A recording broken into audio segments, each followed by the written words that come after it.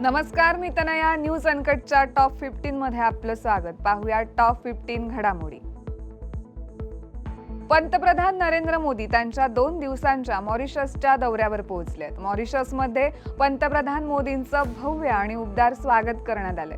पंतप्रधान नवीन राम गुलाम यांनी विमानतळावर त्यांचं पुष्पहार घालून स्वागत केलंय. त्यांच्यासोबत उपपंतप्रधान, मॉरिशसचे मुख्य न्यायाधीश, राष्ट्रीय असेंब्लीचे अध्यक्ष, विरोधी पक्षनेते, परराष्ट्र मंत्री, कॅबिनेट सचिव, ग्रँड पोर्ट जिल्हा परिषदेचे अध्यक्ष आणि इतर अनेक जण उपस्थित होते.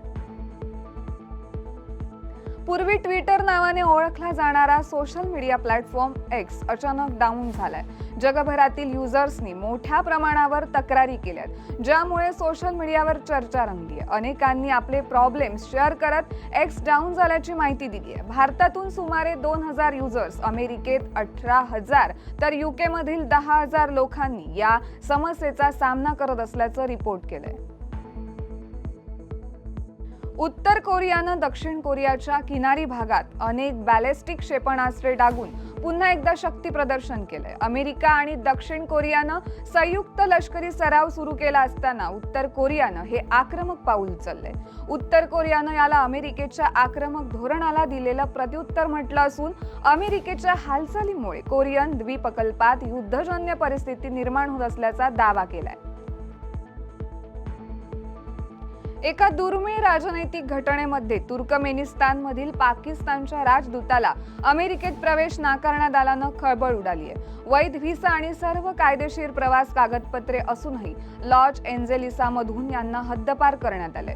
द न्यूज मधील एका वृत्तानुसार के अहसान वागन सुट्टीसाठी लॉस एंजेलिसला जात असताना अमेरिकन इमिग्रेशन अधिकाऱ्यांनी त्याला विमानतळावरतीच रोखले. अमेरिकेचे अध्यक्ष डोनाल्ड ट्रम्प यांनी सोमवारी शासकीय कार्यक्षमतेचे प्रमुख एलॉन मस्क यांना पाठिंबा दर्शवलाय. ते म्हणालेत की ते दुसऱ्या दिवशी सकाळी नवीन टेस्ला खरेदी करतील. मस्क हे महान अमेरिकन असल्याचं सांगत ट्रम्प म्हणालेत की मस्क अमेरिकेला मदत करण्यासाठी धोका पत्करतायत. अमेरिकेचे अध्यक्षपद दुसऱ्यांदा स्वीकारल्यानंतर डोनाल्ड ट्रम्प यांनी आक्रमकपणे वाटचाल सुरू केली आहे. ट्रम्प यांनी कॅनडा, मेक्सिको आणि चीन या देशांना पहिल्यांदा टार्गेट करत त्यांच्यावर आयात शुल्क लादण्याचा निर्णय घेतलाय. याशिवाय भारतावर रेसिप्रोकल टॅरिफ लावू असं ट्रम्प म्हणाले. पुन्हा एकदा भारतीय शेअर बाजारात मोठी घसरण पाहायला मिळते. आज देखील भारतीय बाजारात घसरण होत असल्यानं गुंतवणूकदारांचं मोठं नुकसान होतंय. तर दुसरीकडे अमेरिकेच्या शेअर बाजारात विक्रीनंतर जगभरातील शेअर बाजारात मोठी घसरण दिसून येते. आज सकाळी आशियाई बाजारानंतर भारतीय शेअर बाजारात घसरण सुरू झाली आहे. प्रदूषणाविषयी प्रकाशित करण्यात आलेल्या ताज्या रिपोर्टनुसार भारताची अवस्था फार काही सुधारली आहे असं नाही. जगातल्या 20 सर्वात प्रदूषित शहरांपैकी 13 शहरं भारतातली आहेत, ज्यात आसामचं बर्निहट शीर्षस्थानी आहे. स्विस एअर क्वालिटी टेक्नॉलॉजी IQRच्या जागतिक एअर क्वालिटी रिपोर्ट 2024 नुसार दिल्ली जागतिक स्तरावर सगळ्यात प्रदूषित शहर ठरलंय, तर भारत हा जगातला 5वा सर्वात प्रदूषित देश ठरलाय. अणु कार्यक्रमाच्या लष्करीकरणाच्या मुद्द्यासंदर्भात चर्चा होणार असेल तर अमेरिकेबरोबरच वाटाघाटी करण्यास तयार असल्याचं इराणने जाहीर केलंय. अमेरिकेचे अध्यक्ष डोनाल्ड ट्रम्प यांनी काही दिवसांपूर्वी इराणबरोबर चर्चेची तयारी दर्शवली होती. त्या पार्श्वभूमीवर इराणनेही सकारात्मक भूमिका घेतली आहे.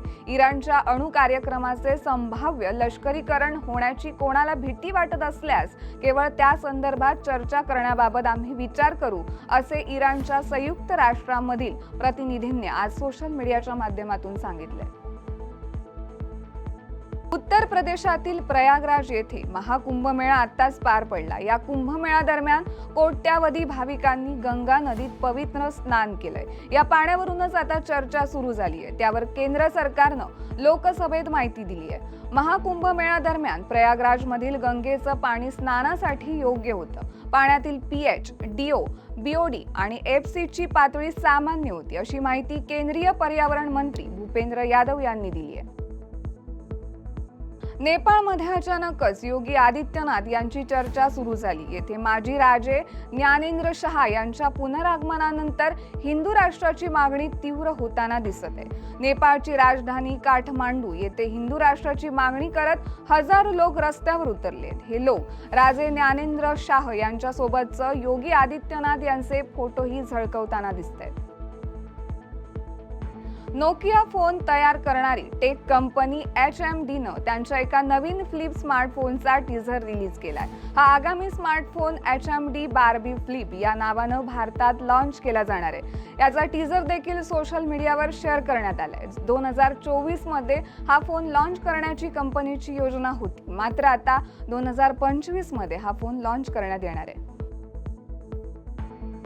कुस्तीपटूंसाठी एक आनंदाची बातमी क्रीडा मंत्रालयानं दिली आहे. क्रीडा मंत्रालयानं मंगळवारी म्हणजेच 11 मार्च रोजी भारतीय कुस्ती महासंघावरील निलंबन मागे घेतलंय. यामुळे आता देशांतर्गत स्पर्धांचं आयोजन करणं आणि आंतरराष्ट्रीय स्पर्धांसाठी राष्ट्रीय संघाची निवड करण्याचा मार्ग कुस्तीपटूंसाठी मोकळा झालाय.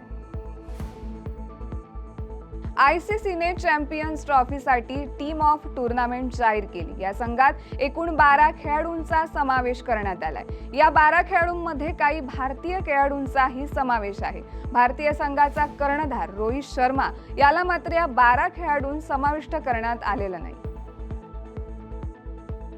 काँगोमध्ये एक नाव उलटण्यानं मोठी दुर्घटना घडली. या घटनेत 25 जणांचा मृत्यू झाल्याची प्राथमिक माहिती समोर आली आहे. मृतांमध्ये फुटबॉल खेळाडूंचा देखील समावेश असल्याची माहिती आली आहे. AP प्रेसच्या वृत्तानुसार प्रांतीय प्रवक्ते एलेक्सिस मपुतू यांनी सांगितले की खेळाडू रविवारी रात्री माइन डोम्बे प्रांतातील मुशी शहरातून एक मॅच खेळून झाल्यानंतर परत येत होते. त्यावेळी त्यांची नाव क्वा नदीत उलटली आहे.